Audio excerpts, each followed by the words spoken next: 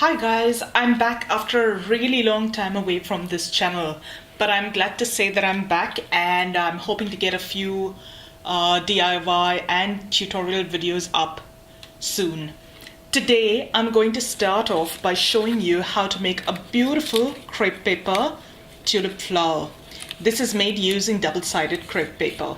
So let's have a look at how I made these flowers. Here's what you're going to need. You're going to need some double-sided crepe paper. I've got green, I've got a coral and a saffrony yellow. These are the colors that I've chosen for this flower. Of course, you can choose whatever flower you'd like. You're going to need the templates. I'm going to add a link to the templates in the description box below. You're going to need some floristry tape, wire cutters, a pair of scissors, a pencil, some thread, cotton thread, and some glue. In addition, we're also going to use some floral wire. And I've got some floral wire here.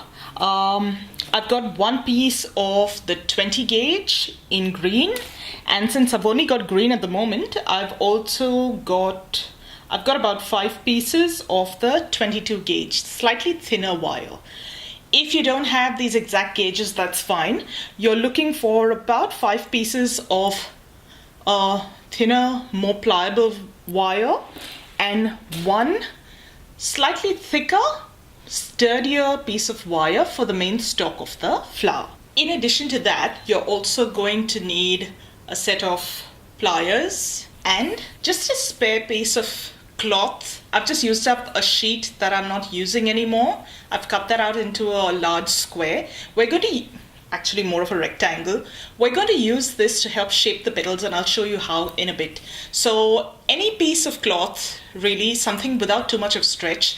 This is just a regular piece of cotton, terracotta, any sort of cloth like that you have lying around will work really well for this. What you're going to need to do first is to get that template document printed out, and what I find works best is to transfer that or trace it out onto some card.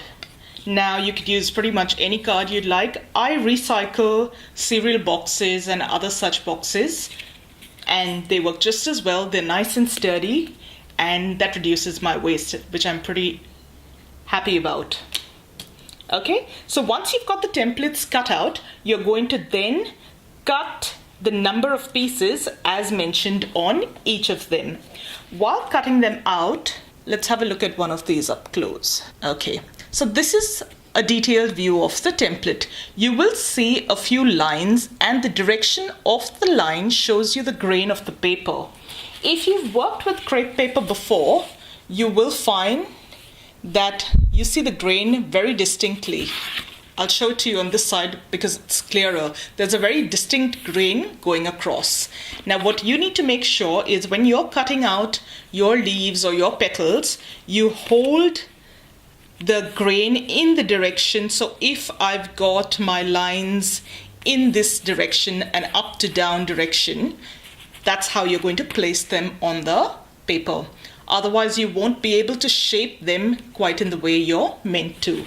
So you cut the amount of petals and leaves mentioned in the templates. Once you've got that done, you'll notice that for this particular flower, the template tells you that both the leaves and the petals need to be wired. If this is your first tutorial here with me and you've never really followed one of my previous videos, don't worry. I have a separate tutorial on how to wire petals and leaves when a template calls for them. And I'm going to link that video right here for you to check out. Okay, so I've got my leaves and my petals wired, and they're just sitting to one side, drying up really quick now. I'm going to focus on the center. For your center, you're going to need your thicker wire and your nose pliers. I'm going to make sort of a loop, almost like a hook. Just bend over that tip of wire like that, and I'm going to close the gap between these two ends.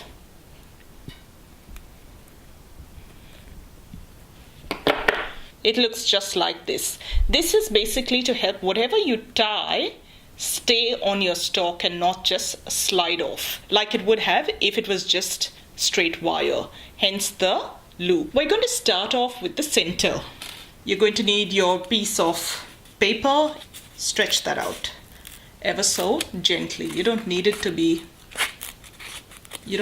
have all that thickness. Okay, then we're going to fold it a couple of times, and you're going to need a good pair of scissors for this. I'm just going to first start by making a fringe. Cut these edges because they won't get cut while we cut the fringe using this method. While cutting your fringe, you're going to go to about, I'd say, 2/3 of the way, not all the way down, just like I'm doing here. I hope you can see what I'm doing.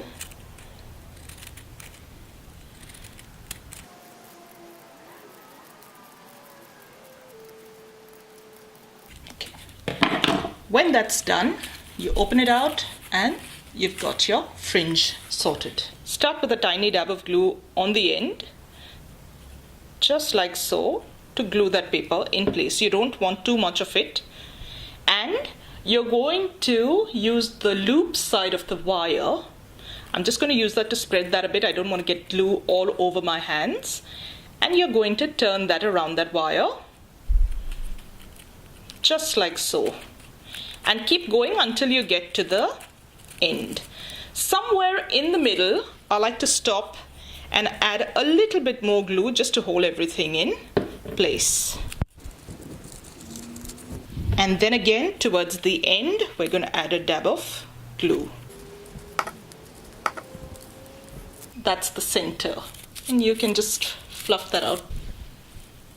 You can just play around with it till you get it the way you want it to be.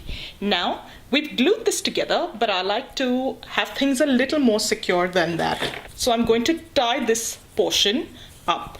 So you're going to take some string and somewhere at the bottom, just a few loops around. Remember, this has got to be tight. The tighter you can go, the better, because that's what's going to hold everything together to your wire. And you're going to knot. I form a loop just like that, go over and knot. Couple of knots, you can break that off. Your center is almost done. You're just going to add some finishing touches now. So that's where your floristry tape comes into the picture. A while ago, I picked up a roll of tape from Spotlight, and while that did the job, that was a really sticky paper. So after working with a little bit of it, it was really difficult to get back into handling and shaping the paper into petals and the likes of those. It might have just been that one roll of tape, I don't know, but I've never gone back. However, I have managed to source a good supply and a good supplier of tape. This is fairly dry to the touch, it doesn't stick. It does the job of adhering to your flower extremely well. So I don't need the entire width of it, so I'm just going to wrap that around my fingers a little bit because I don't want too much here. Okay, take that off there, and I'm going to just cut it in half. I'll show you how.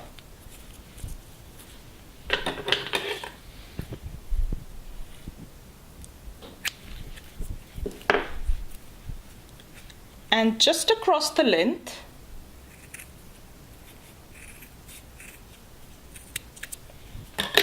just so that it's a little thinner, you get a neater finish. Open that up. Now remember, to activate the adhesive or the stickiness on this, you've got to stretch it a little. So I start with it in an upward motion, hold it at an upward angle rather, and I'm going to cover all that thread. Make sure that that's nice and neat in one line, and then I'm going to angle the same thing downwards. Remember, you need to stretch this a tiny bit and keep going.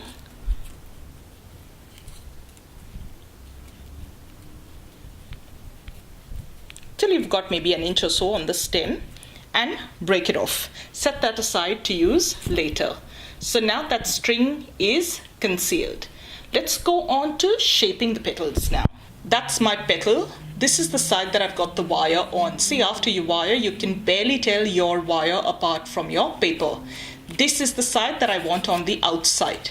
So with the wire on the inside, I'm going to fold the petal in half. Once that's done, you're going to lay it on your cloth to an inch fine, and fold your cloth over it. I've got my wire on this side. I'm right-handed, so this is what works for me. If you're left-handed, you might have to turn the petal over.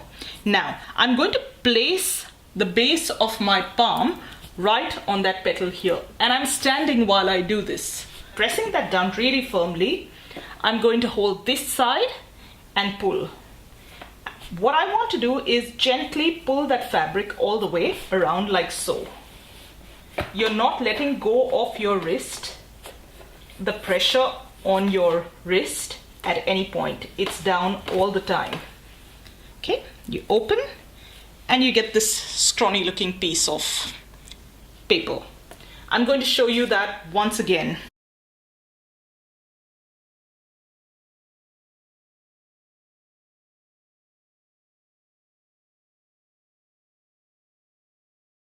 Just like that, I'm going to shape the rest of the petals. I'm going to straighten that stalk and open my petal up.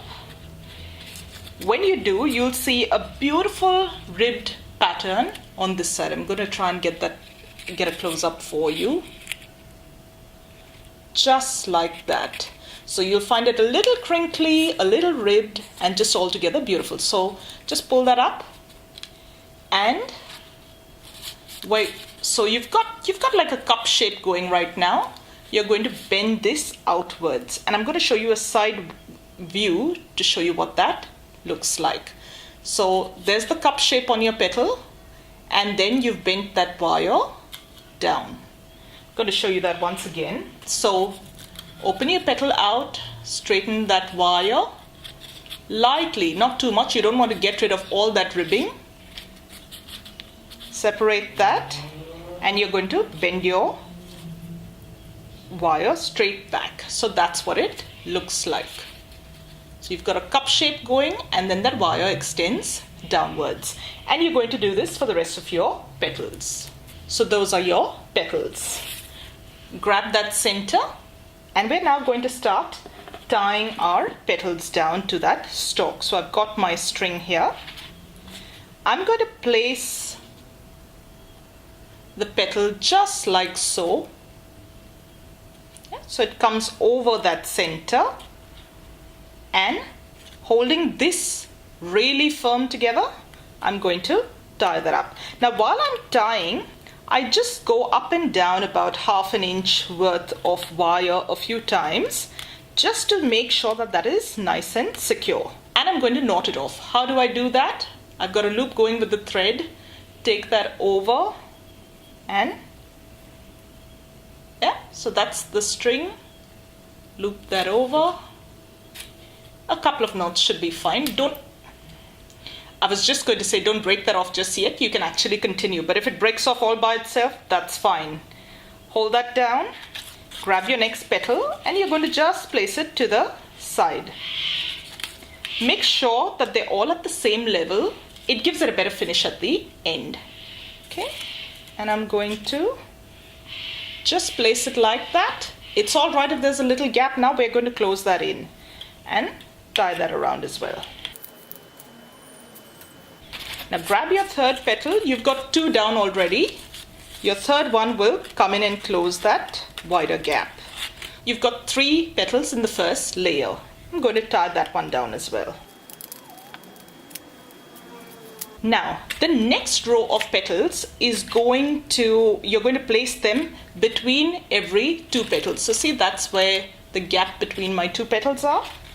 I'm going to take the next one and place it just over that gap. You can finish off the shaping of the petals once you're done with tying the flower.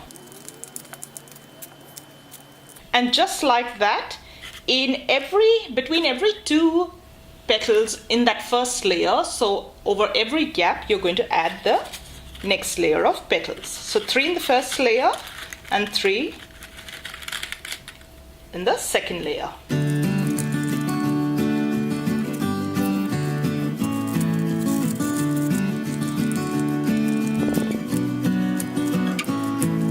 And there you go, guys. Your flower has been assembled. That's what it looks like on top. You can close these up a little more if you want. You can pull them open a little more. They're fairly pliable and the wire ensures you can shape them just the way you like it. You can stretch them out a little more if you feel you want that sort of a look on your flowers. That's totally up to you. Alright, now all that we've got to do is cover all our thread work. Now since this is a slightly larger surface area that I've got to cover, I'm actually going to use the full width of that tape. Alright, remember, start with your tape angled upwards, and I'm going to place it a little lower than I actually want to start it at. And stretch it lightly and take it all the way to the top to cover that string. A couple of turns on the top and you're going to angle it downwards and cover the rest of that, of the petals and the thread. And I'm actually going to take it all the way to the bottom of the stalk. Now we add our leaves. Since I only need to cover just a tiny bit of stem here, I'm going to use half the width of that tape. And I've got this with the non-wired side facing upwards. The wire is on this side. And we're similarly going to attach your leaves. Got one leaf, and the next one I'm just going to place that opposite.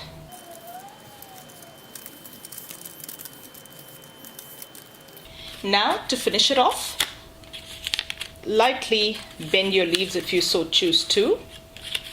And that's it, guys. You've got a beautiful crepe paper tulip. To give you a rough idea of a recent project I worked on, I've used complementary shades of pink and a light, almost a lilac. So I've got about 3 different shades going on then, made a whole bunch of tulips and put them in a long vase like this. And you can actually tie that off with a ribbon, and you've got Mother's Day just around the corner. This would be a perfect gift for Mother's Day. It would also work very well for any other sort of occasion that requires you to take a floral arrangement too. One last tip before we go is the placement of leaves. Alright, now I've used the same templates, but here I've placed my leaves a little higher, here a little lower down the stem. So you see what works better for you. I prefer to have it a little lower down. And check this out, guys. You've got the same sheet of Gloria doublet crepe paper, and you've got 2 beautiful shades of tulips going. In my previous videos, I've had quite a few people ask me where I buy my crepe paper and other supplies from. I'm going to add the links to my Etsy shop where you can buy these shades of crepe paper as well as a whole lot more. You'll also find some of the floristry tape and some wire there too. So I hope that takes care of most of your specialty products. The others, like your equipment, your wire cutters, your glue, your thread, those are basic crafting materials that you could find at any craft store. So hopefully you should be able to get your hands on them fairly easily. I hope you enjoyed this tutorial, guys. If you did, don't forget to give this video a thumbs up. If you've got any questions, don't hesitate to leave me a comment and I'll be happy to help in any way I can. Also, guys, don't forget to subscribe to my channel for upcoming craft and DIY videos. I'll have a lot more on the channel really soon. Once you subscribe, don't forget to click that bell icon right next to it to get notifications of every time a video goes up. So thank you for watching, guys, and I'll see you really soon with another video.